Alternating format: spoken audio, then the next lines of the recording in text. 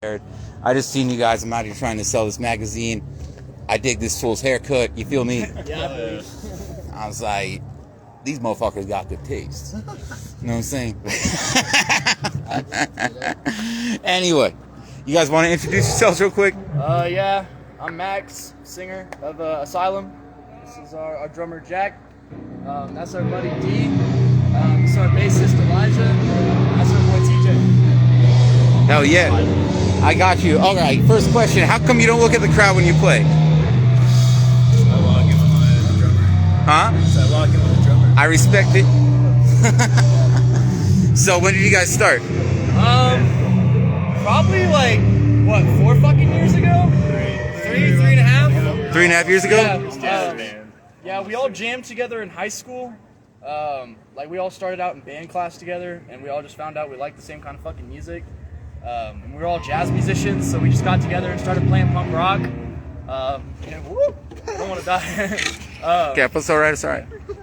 And it kind of just evolved from there. We would just go into like a practice room in the band room and just fucking grab guitars and grab the drum set that was in the band room and just fucking crank it. So you were practicing in your high school? Yeah. With like fucking their equipment? Yeah, basically. That's legit. I had a band like fucking 15 years ago, dude. We stole all of our equipment from the high school, but we didn't actually practice there. Yeah. Alright, that's pretty tight. So I noticed you did an AFI cover tonight. Oh yeah, dude. Yeah. We all fuck with AFI heavy, dude. I fucking love them, dude. AFI is like probably one of our biggest influences outside of hardcore music. Yeah. I mean, AFI's hardcore though. Yeah, well, yeah. People don't realize that. Yeah, People don't fucking realize that, dude. Sure. Anything from like Black Sails to Sing the Sorrow is like untouchable. Yeah, no, anything. Especially when we just played Fallen Children. Yeah. Fucking You gotta be fucking kidding. I'm getting a phone call when I'm in the middle of this. Who's even watching? Jeff, just shut up, Jeff. I'm just kidding. Sorry. Anyway. Fucking. Alright, so you guys started. You started 4 years ago. Did you start during the pandemic or prior to it? Because you couldn't even practice during the pandemic, really. Like a little bit after, like just coming out of it, like when everyone was starting to go back in person together. Yeah. Like right after online school, everybody, like the mask mandate was like still a thing. Yeah. We still had to wear masks and shit. Yeah, and then at like once we stopped like practicing in the band room, we just went to our drummer's garage. Yeah. We're not from Tucson, by the way. We're from Tempe, Arizona. I know. Yeah, I saw. Yeah. I'm around, man. I know you're not from here. I like it. Anything Arizona is good, though. I try to fucking highlight people. I mean, I give a lot of love to Tucson, but I try to fucking highlight anybody. And honestly, I watched you guys, and I was like, holy shit! All right, this is cool. Glad you enjoyed it. No, I really did. And who do you say? I'm gonna ask you each respectively. How do you get into music? What band got you into music, regardless of the genre? And then what band has an influence on your sound right now that's in genre? Okay. You know what I mean? Yeah. How I got into music. So both of my parents are musicians, like punk stars during the 2000s. My mom was in the Beatnik Bombers, and my dad was a part of Automatic Self-Destruct. You can look them up. You can find their music. They were a thing. Yeah, and I just grew up around punk music. Yeah, and that's how I got into it. Like I've just grown up with it all my life. Main band that probably got me into it, probably the Misfits. I love Danzig. Biggest influence right now in genre, probably fucking AFI. I respect that, dude. I love the fuck out of that band. I like started playing music in like 4th grade. Like band. Yeah, like band. I played clarinet, and then like I kind of like started to get into like classical music a little bit, and then I started to get into more like alternative music, so like Green Day and like Weezer and stuff like that. Like Yeah. Tom Petty. And then my dad showed me Blink-182 because he went to high school with them. No shit? Yeah, and That's crazy. Yeah, he grew up in Poway, San Diego. So he showed me Blink-182, and then I started to like work out like their songs on the guitar and stuff. And then I got my first drum set at like Christmas one year. Yeah. And then I didn't really like touch it until like COVID started, and then like I just had like all this free time, so I just like practiced like Nirvana and stuff. Yeah, honestly, too, Blink-182, people talk about the whole pop punk thing. Yeah. And, you know, you can say what you will about Travis Barker, he's married to a Kardashian and shit, but that motherfucker's untouchable on drums, dude. So wait, are you in the band or you just hold the monkey? I'm just kind of school guy. All right, bet. Came with the band. Well, what's your favorite band anyway? I don't care. Favorite band? I'd have to say definitely Anti-Flag. All right, Hell yeah. dude. I fuck with them. So, I mean, I started getting into music like back during middle school. I used to play trombone actually, and I switched over to bass a lot just because of like YouTube videos of dudes slapping and shit. I'd say my favorite band, most influential on my playing is Primus. Grew up in a lot of like old classic rock, funk shit, Parliament. And then I joined the band with these knuckleheads, and that's when I kind of started dabbling with this kind of stuff. Every bass player likes Primus and Rancid. Yeah. There's the bottom line. They'll go, oh, my favorite band. Don't worry, I'm a bass player too, so that's why I'm saying it. So my favorite band, you know, it's like, I like this, and that, but I really love Primus and Rancid. You like Rancid, right? Yeah. I'm assuming you like, yeah, I feel you. And Operation It's good. Op Ivy. There's no disrespect. I'm only fucking with you. I mean, I'm literally the same person. Literally the same person, dude. Look at this. But how about you, man? What was the first band you ever listened to, regardless of genre? What's the first band you ever really dug? And then what got you into playing this style? Let's see. Probably my first band that got really interested was Green Day. I was into like a lot of that growing up, and just like going through middle school, listening to a lot of like the East Bay scene, like NoFX, Op Ivy, AFI, that. So, what I'm getting off you guys is you got like a real, like 90s kind of Gilman Street influence. But, and I fucking dig that music for sure. But then when I listen to you play, you guys are heavy. Because we like to fuck shit up. I know. That's the only explanation I can give. It's like, we're in the garage just fucking playing, and this motherfucker pulls out, and we all go, okay, that sounds tight. No, and I appreciate it. And that's what we play. And maybe that was like the appeal that I saw. You know, I'll say this much: you got a lot of showmanship and everything, and like I think there's a lot of value to that, like in music. You know what I mean? Because it is ultimately entertainment, and it's one of the things that appeal to it. But no, it's just crazy actually hearing that. Like I know you did the AFI cover, but I was tripping right now because I figured, okay, one guy in the band likes AFI. They figured it'd be funny. You know what I mean? 'Cause I love AFI. That's like my shit, dude. I take that shit over everything, by the way. So that's why this happened. That's why I asked. I was like, oh, fuck, AFI. All right, let's do it. But I'm just saying that's crazy to hear, actually, that you guys all got this very fucking, like, 90s kind of, I don't even want to say pop, because I love that shit. Yeah. But, and then, so you, like, kind of apply some of those sensibilities to, like, really heavy music. Yeah, it's not even just punk. Like, we all listen to crazy fucking shit. Like, I grew up with a lot of, like, 90s, 80s, like, Japanese music, too. Yeah. So I listen to that shit all the time, and jazz. Like, we were all in jazz band together. Like, Without the classics, like, Melt Banana? Yeah, like, Whipped cream? my fucking, my mom. Yo, Unholy Grave, dude? Yeah. SOB, fuck, I don't know, I'm sorry. Like, fucking Katy Perry, like there's so much fucking shit that we all just like, dude, that shit's fucking, but it's just all genres, and anytime we try to sit down and write, we try to take everything that we love as musicians and just try to put it into the song. Yeah, and there's definitely, well, you know, It works somehow. It fucks hard. you know what it is, dude. A hardcore ultimately is a type of dance music, dude. For sure. You know, people don't really like metal is metal. Hardcore is dance music. Hardcore, whether anybody wants to admit it or not, it's like in the same fucking realm as disco, dude. Yep, for sure. No one wants to say that out loud, but it's true. But 100%. And I mean, no, I just saw that you guys were applying some like real. You were doing something real different, but you were also like obviously in genre, and I really liked it. What's the songwriting process like, and how does it affect you guys being into so much shit? You guys coming from a background playing jazz music in a school. How do you approach songwriting? Do you think there's a unique way you do it compared to maybe some bands where people would, not to say that doesn't diminish anything anybody else does, but you know. So he takes that one. I just play guitar. Yeah. I literally play what I like. It sounds good, and then I usually just jam with my drummer. We build something together, and it works. I don't know how to describe it. So are you the primary songwriter? I would say yes. Do you do the lyrics as well, or? That's all me. Hell yeah. How it usually goes is he gives us a riff, he gives us the rhythm of the song, we put bass on top of it, so we add a little harmony and flair, and then I put my lyrics on top of it. I feel that. Having your lyrics aren't even like the actual. Yeah. You like make Like, okay, industry secret, half the time that I'm singing, I have like a general idea about what each song is about. And I have like, I need to say these words and I need to say these lines. But half the time, I'm usually just spitting bars, like just fucking going. I used to fucking play with a motherfucker, and he would just scream into the fucking microphone like inaudible shit. And then he would wait till we came out with something and he'd write a bunch of shit in the lyrics. And fucking, I mean, he always told me, no, dude, that's literally what I'm saying. But it's like, I read that shit. It didn't even match up, dude.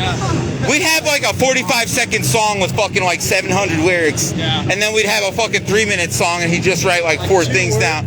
I'm like, you're fucking lying, dude. So yeah, I respect it. Yeah. There are a few songs that have like totally cemented lyrics. Like the first song they played, Torn, I have 100% lyrics written out for that. There's only like the one song that we don't even have like a name for yet. That's the one that I'm like kind of still figuring out. But honestly, that's kind of the fun for me, because like just showing up, like each show is different. We have fun. We play it different each time, and it keeps it spicy, so we're not just getting bored with the same shit. Like a lot of the time, like since we have such big intervals between each show because we're all so busy, like, oh, we should change that part of the song. Oh, we should change that. So usually every time we play a show, something is different. And are you guys in other bands, or are you just doing different things? I'm not. I'm playing like the ska band that my friend used to do. You're a drummer, dude. I know you're in another band. He's just in another band, and then these two are going to the music conservatory. So, That's crazy. All right. Also in a band. You're in it. What's your band? It's called Lampin'. Lampin'? Yeah. Hell yeah. Coming out with our EP soon. Definitely, man. Let me know when you're in town. What do you guys generally write about? So, the band's name is Asylum. Personally, I know a lot of people, including myself, who've gone through fucking mental health ups and downs. And a lot of the time, what I like to write about is, getting beat the fuck up, but then managing to keep pushing through it. I know that's really fucking generic. Well, it might sound generic, but you know what? There's only so many ways to address so many things. But, that's the human experience. You get knocked down and you get fucking up. Like, in the pit, you get fucking pushed down, you still get back up, and you keep fucking going. We're all dealing with shit, dude. At the end of the day, you can only take so many drugs or go to so much therapy, dude. Eventually, you just gotta... It sounds generic, but it's like eventually you just gotta push through it. Nothing's ever gonna get better if you let that shit consume you. Like to write about the, being your own person, not trying to, like, don't get attached to things. Love the people around you, but remember, like, it's your life, and you have to live it for yourself. Not be willing to experience new things, because you never know what you're gonna be able to find out there. And just be surrounded by positive people. It's okay to have bad times. Like, half of our set is me talking about, like, hey man, I know shit sucks, I've been there, but again, you just gotta keep going and keep pushing. Oh, shit always sucks, dude. What, so you're the riff man. The riff man. How do you come about? What's your process like? How do you build a song? Sorry, I really don't know, dude. It just comes out. You just come out with it. It's like this part, that part, that part. Pretty much, yeah. If there was a band that you would want to, obviously I'm not insinuating that you guys are biting anybody, because you're certainly not, but if there was a band that you think you sound the most like, who's in your head? Like, when you decided you wanted to start a band, when you decide you want to start it, you guys sound unique, so I'm not insinuating that you don't. But I'm saying, like, when you guys came together and you said, fuck, I'm trying to start a band. Like, what's the first thing this fool said to this fool? And he was like, yo, I'm trying to start a band, kind of like this, and that. What's funny about that is we didn't used to be called Asylum. Okay. Before we were a hardcore band, we used to be like a generic punk band called The Fiends. Okay. But like, as our music shifted and we evolved, we felt like that didn't fit what we were going towards. So when we rebranded as Asylum, we were like, okay, we want to sound like AFI, we want to sound heavy, but we want to sound like our own shit. So, I mean, going back to AFI, like, that's probably just our biggest fucking influence. Like, anytime we go out there, like, I love Davey. Like, our guitar player just sends me fucking videos like, hey, watch this performance. And like, I try to encapsulate that as like a showman, as well as like, you know, Clint Danzig. That guy's fucking crazy. Yeah. Like all of us, when we go out there, we have our roots of we grew up with these people, but when we try to go out there, we try to sound like ourselves. So how do you guys start going? How do you get into this scene, so to speak? He was like, "Hey, I want to be a hardcore band." And you're like, "Fuck it, okay." And then he just started booking us on hardcore shows, and it was fucking all from there. And how do you guys start discovering the hardcore scene? That's cool. You kind of started it. Yeah. You kind of started it. And then you kind of started going to shows, more shows, like, because we used to be more involved in, like, the punks. Yeah. And after we started moving away from that slowly, like, being busy and stuff, like, yeah. I started going to different shows, and I met a bunch of cool people, especially, like, my good friends in No Choice. Yeah, and I just started putting us on these shows, wrote better music that we all like better than our high school band. Yeah. And it's just sick. Yeah. Well, everybody evolves with time. So, just to wrap it up, because we are on the corner, and I'm like we're all missing the show. Which is like, it is a bummer. It's awesome that we're doing this off the cuff, but it's also a bummer. I hate being like, oh, it's, you know what I mean? But, so, you guys started around 2020. Yeah. Right? Like, you said about 4 years ago. And that was with the original band or with this version of the band? So we're all the same people. We just changed the name. Yeah. And when did you change the name? Like Yeah, this year. March of last year. March of this year. March 2024. Okay. So, and you guys are a lot younger. And I'm just saying this is like an older dude because I've been around since like 2000 and fucking, I don't want to talk about it. I'm fucking too old, dude. Yeah. But I've noticed personally just a massive uptick in things since the lockdowns. Yeah. Oh yeah. And the first time I saw it was I was at a show here in Tucson. I saw Fortuna Mavada play on the east side randomly. Somebody told me about it. I just went over because it was close to my house. Yeah. And it was insane. This is about 2.5 years ago. And I was just wondering, because it sounds like you guys kind of grew up on this style of music to a degree, or not maybe this style, but you know, some version of hardcore punk. And have you noticed anything different from, you know, prior to 2020 versus like now? It all doesn't sound the same. Because a lot of people, you know, during lockdown had a lot of time to fucking explore themselves and figure out who they were and get into different shit. Like, me personally, like, I was never like this is totally fucking random. Like, I was never really a big superhero guy, but then COVID hit and I just started fucking reading comic book superheroes. Yeah, you had time to... Yeah, just fucking had time to do shit. Yeah. So, like, you take that with music, like, you take people like Knocked Loose, right? Yeah. They put fucking samba in their hardcore breakdowns. Like, if you had done that, like, in the 90s, that would have changed everything. So, I definitely think that people are expanding the genre and just kind of all genres in general, not restricting themselves to, like, it has to sound like this. No. Yeah. You make the music that you think you sounds cool.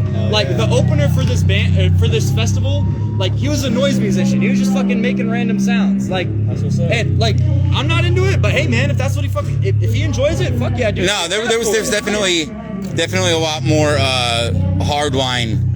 I noticed that too, for sure, just coming up. And I've always been a type of person, I always kind of bounce around between the punk shows and the hardcore shows and the metal shows. Yeah. I never really personally restricted myself, but there was definitely a lot of division where you couldn't really get off. Yeah, there was like elitists of like, oh no, you have to be metal. Oh no, you have to be punk. And they just started fucking fighting each other. Like, I remember my dad in the fucking early 2000s, he got jumped by a bunch of fucking metalheads because he was a punk guy. Yeah. And like, nowadays, like, you don't fucking see that shit.